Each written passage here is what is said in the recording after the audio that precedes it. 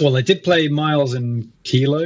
Is it Kilo or Kylo? Yeah, I played some of that last. I want to say it's probably Kilo because I want to say they're making like the play on words with miles and kilometers. Kilo. Oh, of course. I think that's what they're going for. Yeah, that didn't occur to me. I just like read it in my head as Kylo for some because like Miles and Kylo like the same I sound. And then and it's kind of like a cute dog name. Yeah. As soon as you said Kilo, I was like, oh yeah, of course it must be Kilo. Like there's no such word as Kylo. Except for Kylo Ren, I don't know. I have too much Star Wars, man.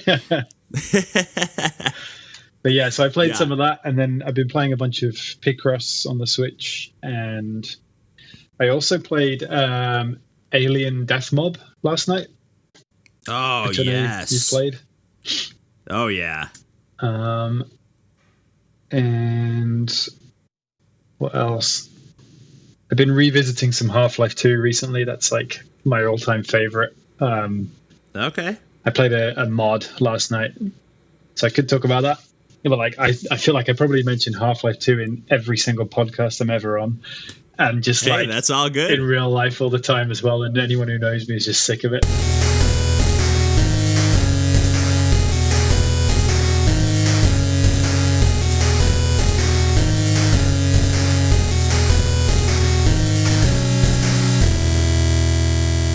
Hey everybody, welcome to Pursuing Pixels. My name's Kevin Portelli, and I'm here tonight I shouldn't say tonight, this morning, I'm still sipping on my coffee with indie developer Matt Glanville. How you doing, Matt? Hello, I'm doing really well, thank you. Awesome. Yeah, thanks for joining us. And Matt's all the way across the pond over in the UK, but we've raved about Matt's games a few times on the podcast, more than a few times, so it's an honor to have you on. And just a quick refresher, I think the first game we probably mentioned was Switch and Shoot through the itch.io bundle for racial justice and equality, I think is where I discovered that game. And then Ghost Grab 3000 was also in that bundle, and then played Singled Out. I think we've talked about all your games except for Dungeon Death Ball, which DJ and I have both been digging into pretty ferociously, especially DJ. He picked it up, and like the first time he played it, he was over and we were playing some games, and we were playing some co-op games actually, until I was like, hey, you should check out this Dungeon Death Ball game. I think you would like it. And then he made it past the first round or two, and this is like kind of like just briefly, it's like a turn-based tactical roguelike with an arcadey influence, but kind of like a quick play into the breach kind of situation, just to briefly sum it up, but way more, there's a lot more mechanics going on. But anyways, DJ's like making it past the first, I think there's 6 rounds in the like tournament or whatever. There's 12. Or maybe it's 4. Oh, so there's rounds, so there's 4 sets of 3. Yeah, that's okay. Yeah, and he's like, he makes it through the first set, and he's like, you mind if I keep playing? And he just keeps going. He beats it on his first try, and then he's like, okay, I got to start going for the high score. And he's like convinced. He's like, I got to get an S rank on every level. But anyways, we're both pretty hooked on that game, and we definitely plan on talking about it, him and I, on the podcast at some point. And I think next week when we interview you a little bit about your projects, we'll definitely maybe pick your brain, because I know that's kind of your first foray into early access and whatnot. Yeah. And it's got to be exciting to be pretty close to release on that one too. So yeah, it's been a really long time coming. I actually realized the other day that this project has been the longest one that I've worked on my own. Like I've worked on longer projects in studios, but of like all my solo projects, this one's been the longest by a long shot. Yeah, and it's probably the deepest mechanic wise. I mean, not to say Definitely. Like I really think that your other games have like a really addictive, deep quality to them, but it is like, you have to just like the core mechanics and just be into playing it over and over again, which I'm a sucker for that. I can do that all day long, especially if there's leaderboards and, just scores to chase or things to unlock or, just cool palettes or what, like that's enough for me. I just like, if the gameplay's fun, I'm somebody who's going to play for a 10-15 minute burst at a time. A lot of times I don't have an hour and a half to play games. And I know that another game, just to kind of go into talking some games, we've been playing some SNKRX, both you and I, and that's SNKRX. And I can't say I've played a ton of it, but that's one of the things that kind of keeps me away from getting totally into it. And I think you and I have had pretty similar experiences with this game, not to speak for you, but like a run in that game is like well over an hour, I feel. or at least a half an hour. I can't remember. It's been a little while since I played, but like it's not. It feels like it wants to be, or I want it to be, this pick up and play, shoot 'em up, light roguelike arcadey experience. But it's really like sit down and go through the. You're almost like going through the motions. It feels like, especially in the early goings, and like I don't know. I just haven't fully, like, it's got so many cool things about it, but I can't fully invest. I don't know. There's something about it that's not grabbing me, even though I like everything about it. Yeah, I know what you mean. Like, I can't say I've played it that much either, even though I really went into it wanting to, like you said. Like both, I think I played it twice now, and both times it was like I kind of dipped in thinking, oh, this is going to be like a really short experience. I can like finish a run. Well, like, this game's going to kick my ass and I'm going to finish a run within 5 minutes, 10 minutes, my first run, and then it like, I ended up doing better than I expected, and it was going on for longer than I expected. And in the end, it's like, oh, I've got other stuff to do. Like, I need to just kind of give up on this and just like let myself die. And then it took ages to do that. So it was like, oh, okay. Yeah. Man, we had a very similar experience. Yeah, it's weird. It's, there's a big kind of dichotomy between what it presents itself as and then like how deep it actually goes, I think. Yeah, I think you and I were kind of talking about, or at least I had mentioned, like there's all these different classes, and I might be using the wrong terms, but I think I'm right. There's all these different classes and then different like types of units within those classes. And to me, it's like it would work if you just had the classes and that was it. You don't need to have all those extra layers. It's like, it's almost like there's too many layers, and then it changes the way you play. Like you're essentially building like pieces of your snake every time you unlock and you buy them, essentially. Like it's got auto chess elements, which again, you and I don't think have played really any of these like Dota auto chess battlers and stuff. But no, I hadn't played them at all. I was completely new to that, and it was like, there's this whole other world of like this whole kind of subgenre to discover here. Yeah. When I happened to be streaming it when I had picked it up for like $3, which I think is the retail, but like it's not on sale. Like that was the full price.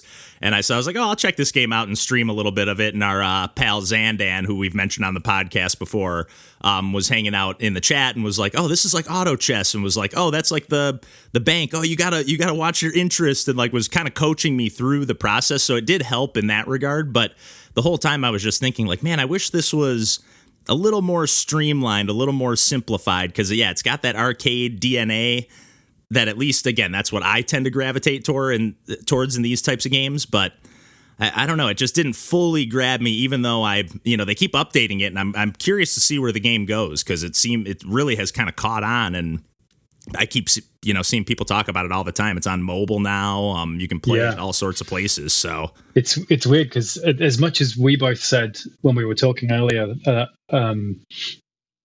we would want it to be a little bit more streamlined and a little bit more pick up and play and arcadey. Maybe not pick up and play, but simplified perhaps.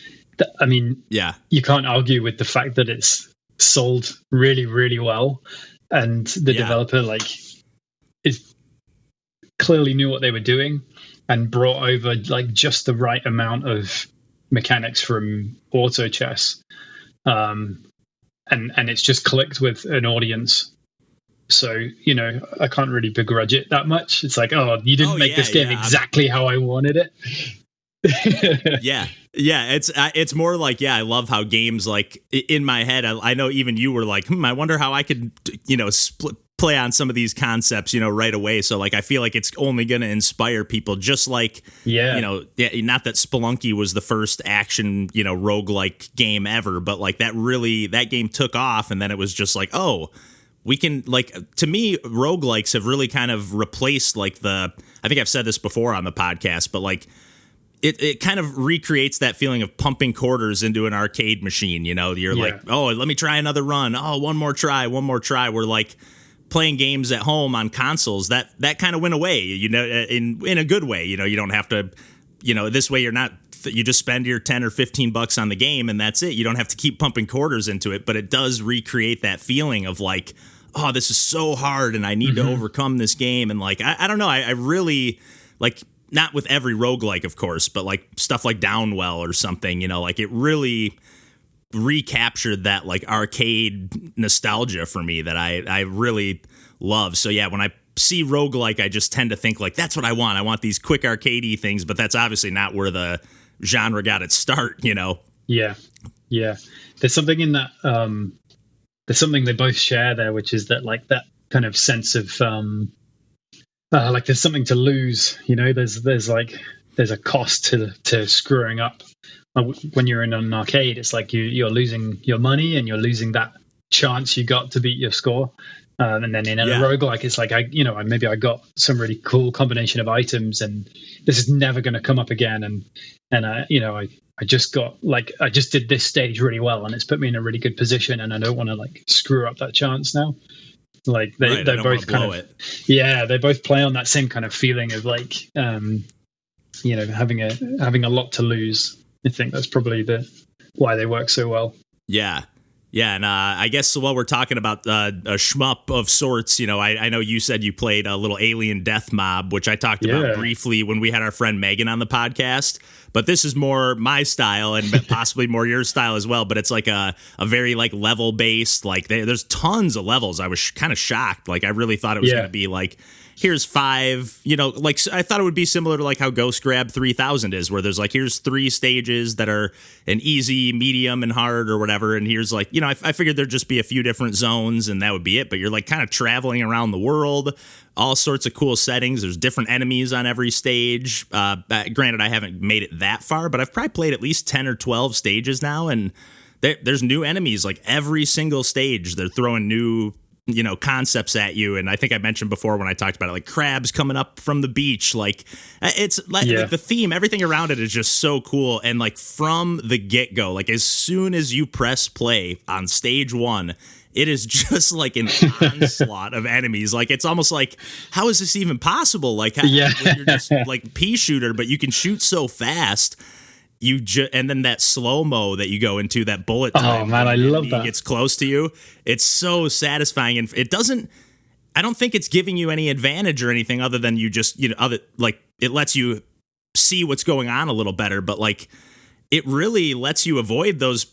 Like you feel like you're overwhelmed and you're like, how the hell did I get out of there? But it gives you the chance to get out of the tightest of gaps, and it's so satisfying. Yeah, because it doesn't like you're not faster relative to the bullets, are you? Like it's not like Neo in the Matrix, like where everything's slowed down and you're still at normal speed. Like you slow down as well. I think it just gives you a bit more reaction time. Yeah, that's sort of what I meant by like it's not giving you an advantage per se. Yeah, you're not moving in real time while everything else is slow mo. And it's you just have no like control. Focus, isn't it? It's like, watch out, like you're really close to a bullet. Yep, and it's just enough of a reminder to like keep you on your toes, and I just love it so much, and like just scrambling around to grab power ups, and it is arcadey to the max. I mean, it doesn't get more arcadey than this. You know, I can't remember if it's 3 stars or 5-star rankings for each stage. I think it's 5. You know, where you get certain points and get a ranking on each stage, and like I don't know, I love the pixel art. Like I feel like there've been quite a few games that kind of have this almost like, this isn't quite ZX Spectrum, but it's just like those neon, like really like popping colors that are really flat, but they just pop. Yeah, it's in that, and I'm a sucker in that ballpark, isn't it? Yeah, but yeah, that was really good, and yeah, I totally agree. Like with what you're saying about how as soon as you start, it just throws everything at you instantly. But that's perfect. Like it's perfect for this kind of game because, you know, if you had these really long stages that you had to play through again and again, and it just took ages to ramp up, it can get a little bit stale. And they're kind of designed to be played again and again and perfected to get the highest ranking on each stage. So yeah, I love it. I love that it just absolutely goes like full pelt to the point where it even feels like there's not much of a difficulty curve. It's just like a flat line, but it's like it's already maxed out at the start of the level, and then it's just like, can you sustain that for I don't know, like for X amount of time? Yeah. That's exactly what it is, though. It really is just like survive for this amount of time. And if you don't get the power-ups, and I really like, I didn't realize that there were power-ups at first, but they're just like kind of cars that will drive down the street and you'll hear them honking and they'll drop a couple power-ups. And I think you can just pick up one of them.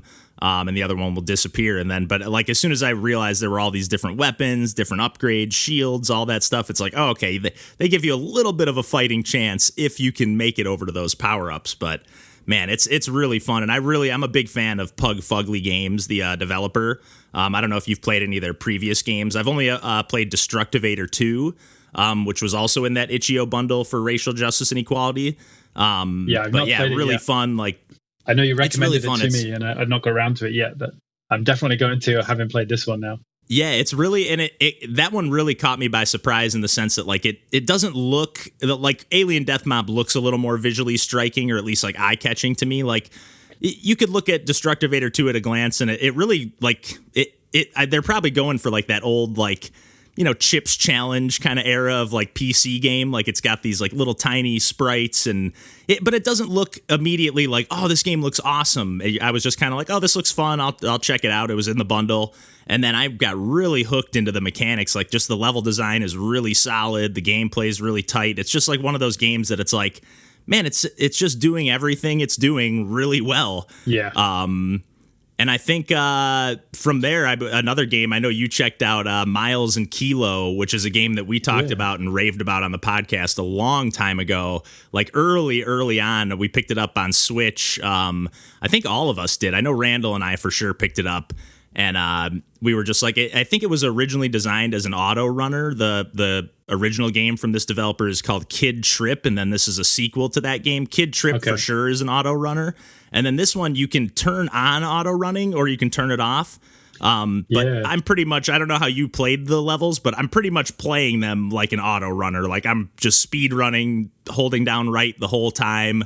I might pivot to dodge an enemy here and there, but like it just feels right to just keep, just like in Mario games or whatever. I like to just kind of hold down the run button the whole time and, you know, get that like flow state of movement. And it feels really like these levels are designed so tight and so well. It feels really good to get in that flow state. And I really love the game for being like a, you know, $5. I forget how much it is, but it's a super cheap, you know, little platformer on the Switch. And I think it's on other platforms too.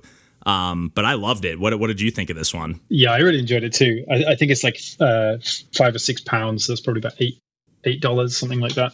Okay, that sounds right. Yeah.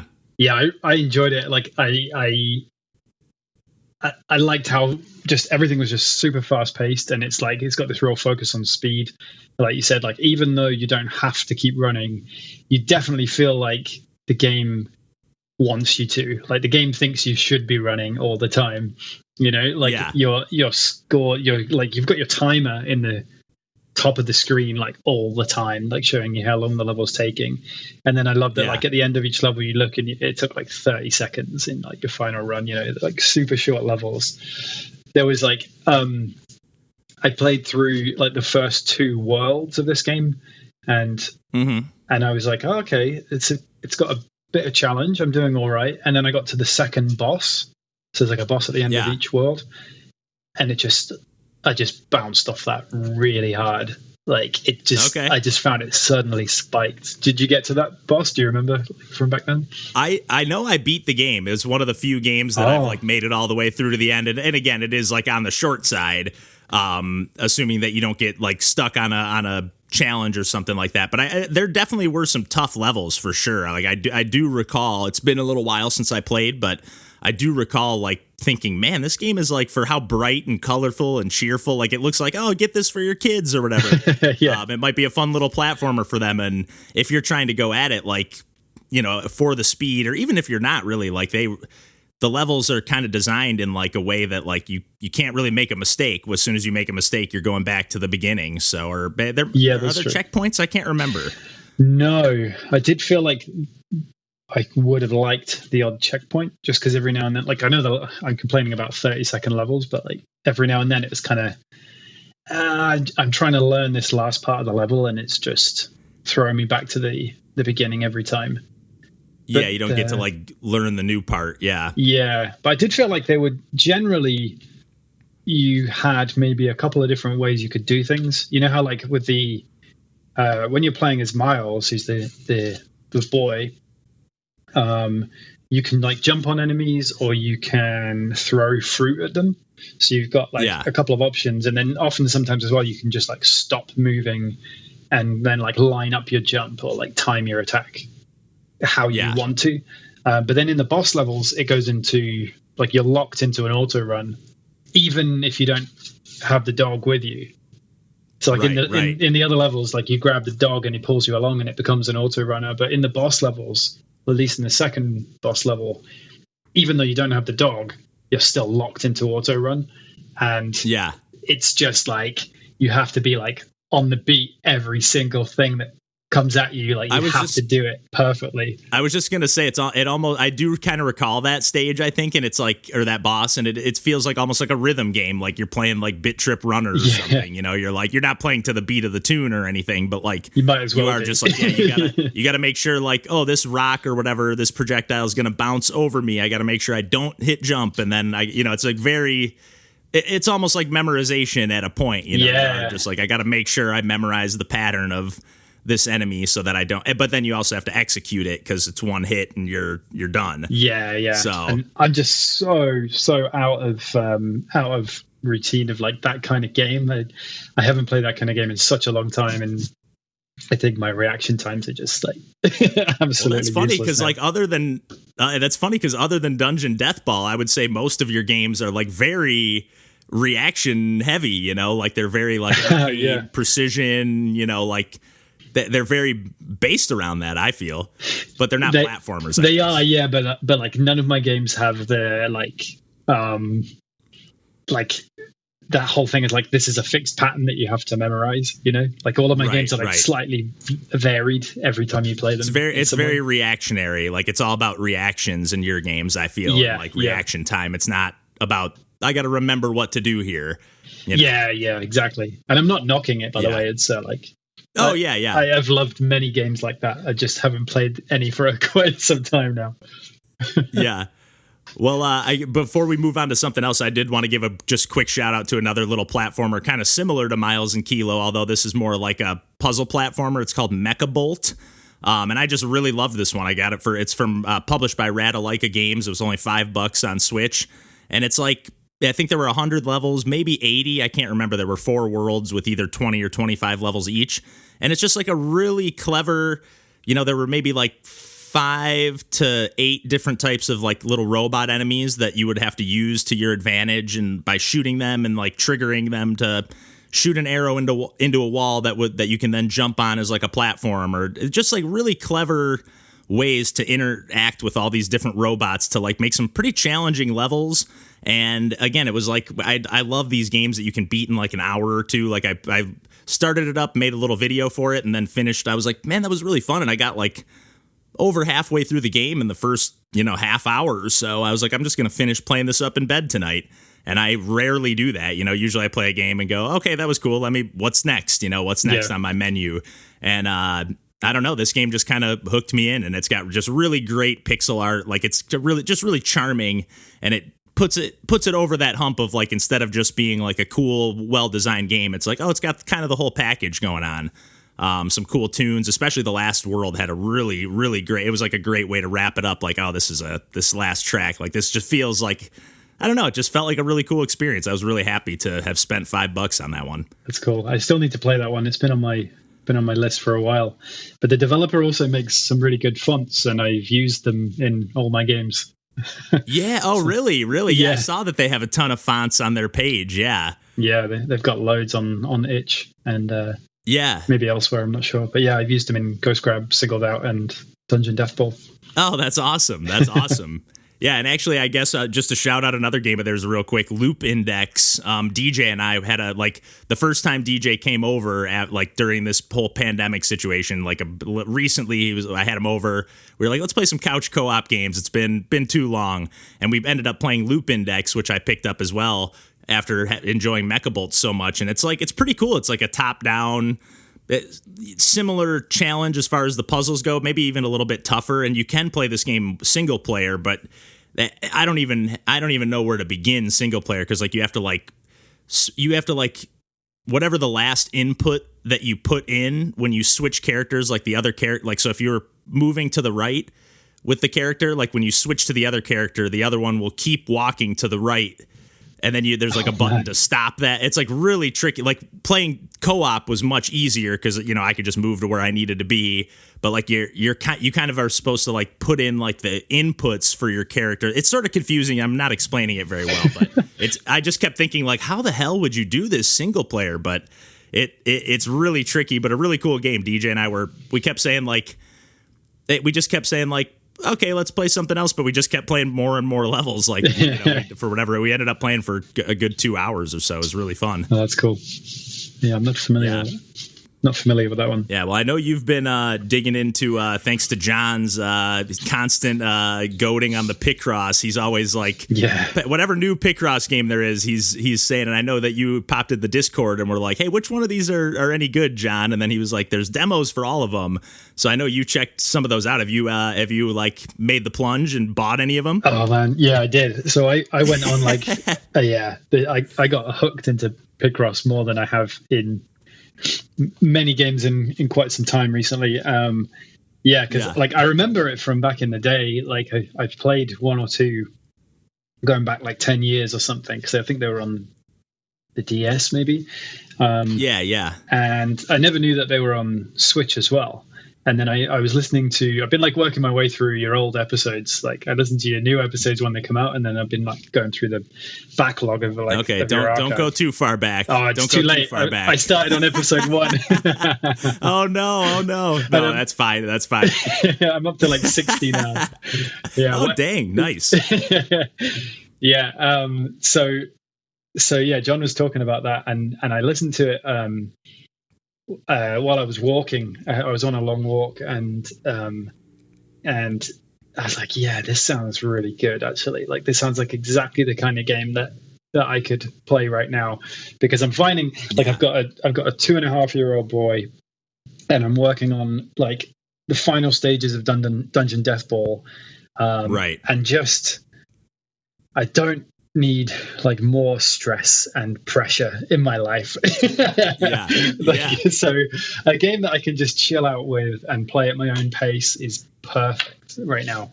So I took a look on the eShop, and there's like 6 or 7 of the Picross S Series on there. And then there's a few other Jupiter, they're Jupiter games.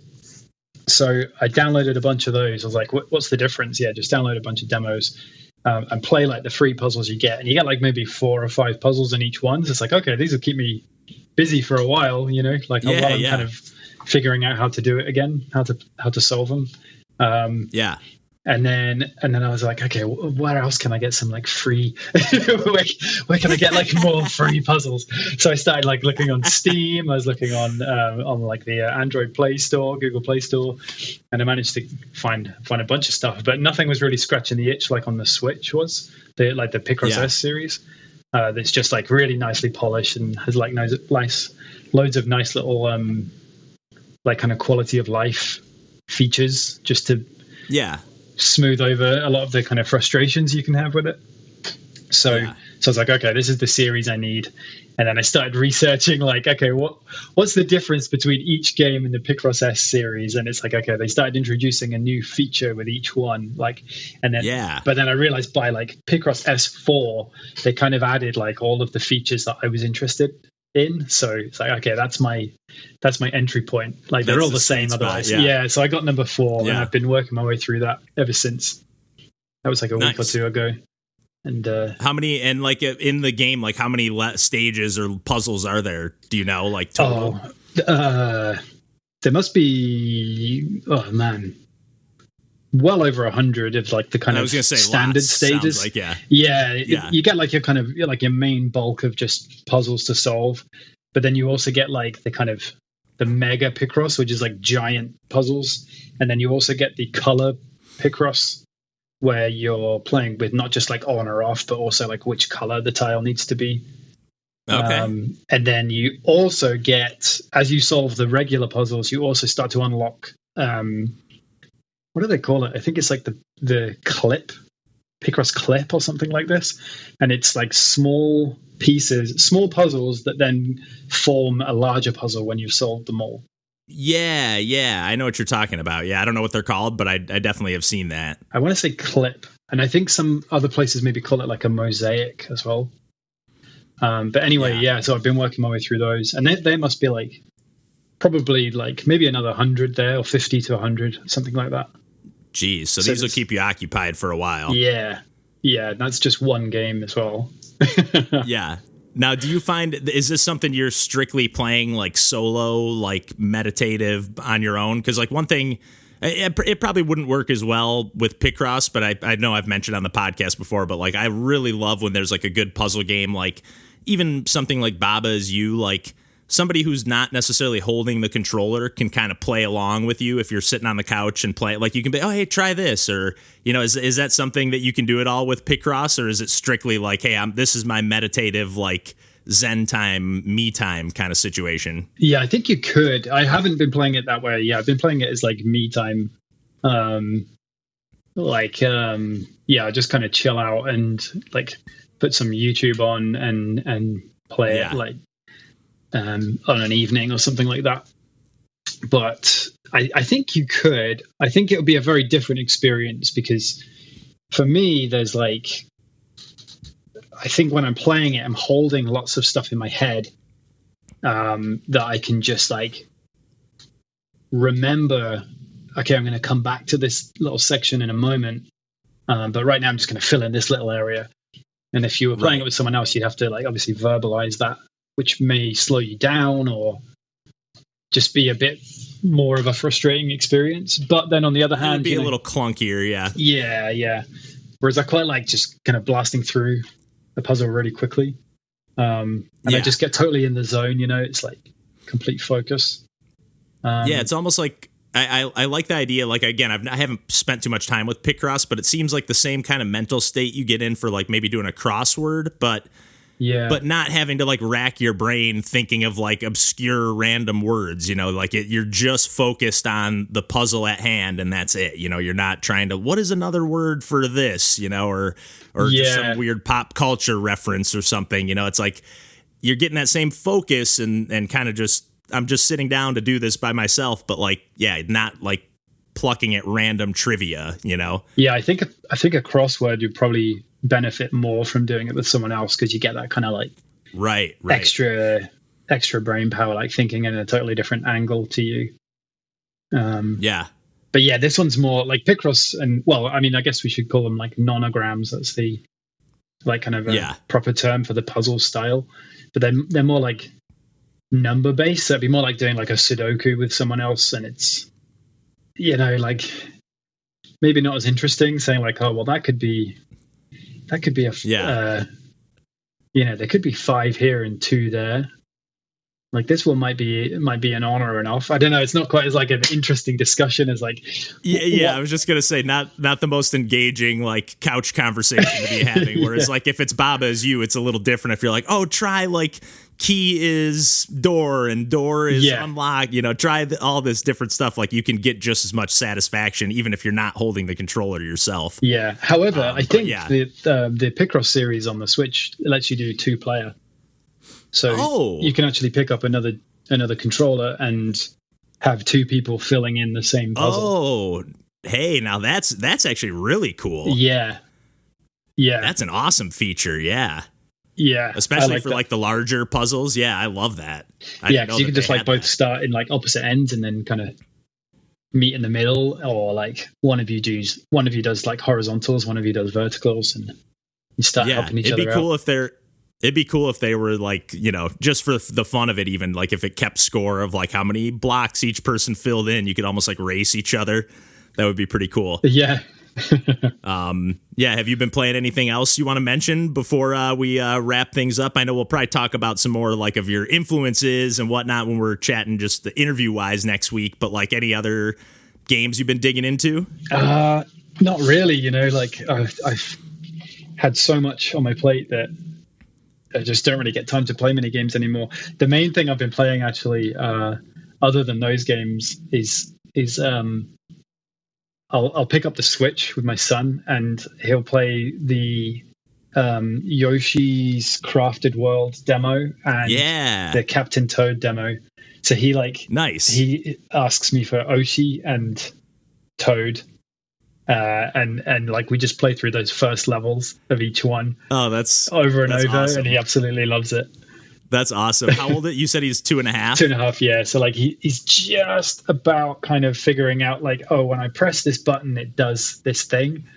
And he's like starting to learn that like, oh, this one does a jump, and if I hold it, like we put on like the super easy mode in Yoshi, so if he holds it, he can fly, and then like while he's holding it, I'll move Yoshi like to the side, and then he knows to like let go, and then that's like a jump up a platform, you know, like a very very slow methodical jump up a platform. And he knows how to do the lick to like grab the Shy Guys with the tongue.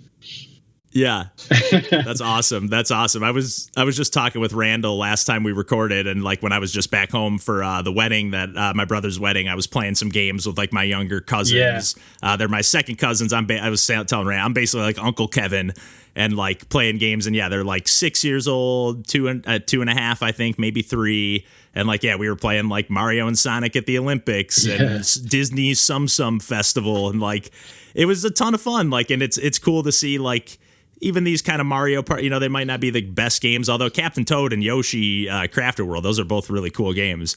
But like just seeing like the interest, how engaged, like my little cousin just loves Mario. Like he's got all the Mario Lego stuff. He's so like, it's really awesome to see that video games can still like capture a kid's imagination just like they did for me. You know, I still remember like getting Donkey Kong Country for Christmas and being like, because I remember seeing the pictures and stuff, the screenshots and Nintendo Power for Donkey Kong Country, and it was just like blew my mind. But like it like didn't feel real until I got the game for Christmas one year, and it was just like, I'm playing this. Like I'm actually like I'm playing this 3D game right now. You know, it's in hindsight, you know, it's not the most impressive thing, but it is. You know, it was at the time, but it's still really cool to see. That like, even whatever it is about video games, they just seem to capture not just kids, anyone's imagination. But it's cool that like even these games that you might be able to write off and say like, oh, it's just a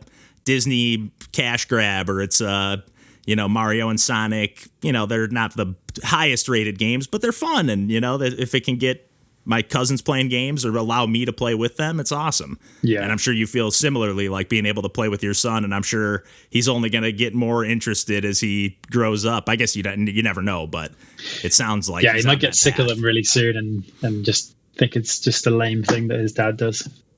Yeah, that's true. Yeah, once he realizes it's what you do for a living, then it's going to be lame. But until then, he can enjoy it. Yeah. Oh, that's awesome. That's awesome. Yeah, I guess the only other thing I wanted to mention real quick, just because you and I have talked about it before, is Snakebird, and in particular Snakebird Primer, because John and I talked about Snakebird on the podcast a little while ago, and talked about how difficult it is, and to the point where and that's what you and I were talking about, is just like, I think we got, like, I got to like level, I did a little video spotlight for it, and I got to level, I definitely didn't get past like the first little island zone. Like, I don't think I got further than 10 levels in, and I was like, I am stumped. Like, I might have been like 5 levels in. I have very little progress. And Snakebird Primer they released as almost like hey, if you thought Snakebird was too hard, check out Snakebird Primer, because it's like gonna kind of ease you into things. And it almost too easy at first. Like I was like, oh man, this is like they dumbed it down way too much. But once you get past the first like 10 or so stages that really just kind of show you the ropes, it really does a nice job of like this, like I'm making progress. It doesn't feel too hard, but I don't feel like an idiot at all times. Like it's really cool. So I definitely, if you're someone that has checked out Snakebird and thought, man, this is a little tricky, Snakebird Primer is pretty cheap, and it's definitely doing the exact same thing, but kind of like it's exactly what it is. It's like Snakebird 101, basically. But yeah, I definitely recommend it, checking it out, because I know you kind of were beating your head against the wall like I was with that one. Yeah, I think we had exactly the same experience there, and I was so ready to love it because I love the art style of it, which is usually it's so like cute. my experience with games. Is like I love the look of this. I love the style of the world. I love the feeling of like inhabiting that world, but I can't do it. I need help. Yeah. So developers came along with some help for us. I still haven't played Primer though, so I need to pick that one up.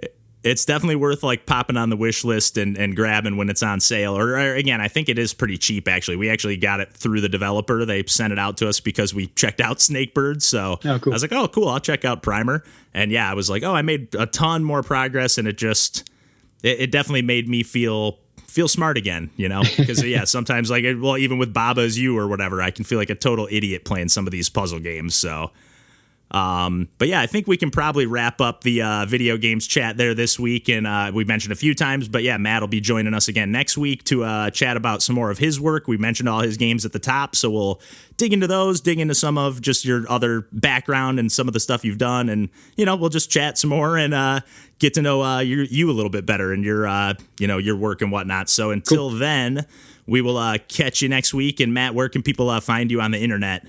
All of my stuff is at mattglanville.com, and my Twitter is Crowbar Scar with an SKA rather than an SCAR.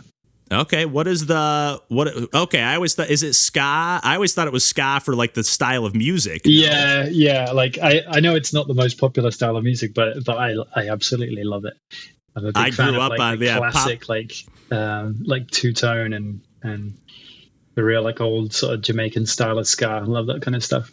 Not such a big fan of the kind of jingly jangly, the pop punk ska that I grew up on. Yeah, like I definitely went through a phase of that, and then I was like, actually, you know, the older stuff's better. Yeah, it's like you like because I liked that stuff at a time, and it's like you have to be like a teenager to like now I'm just like I can feel nostalgic about it, but I'm always like I can't picture listening to this really like I used to, and I used to love it. So yeah, unless you're like that's funny. Really drunk and you're jumping around like a fool. Yeah. I think that's what it was all about. Again, you got to be a teenager. But yeah. Oh man. So I always explain it with that caveat, like, yeah, I love ska, but it's like the classic style. Yeah, it's like I like country, but like the classic country. You gotta distinguish, you know. Yeah. But yeah, so we'll talk with Matt more next week about his projects and work and whatnot, and check out his games in the meantime, so that you can know a little bit more about what we're talking about. But until then, we will catch you next week and take care. Bye.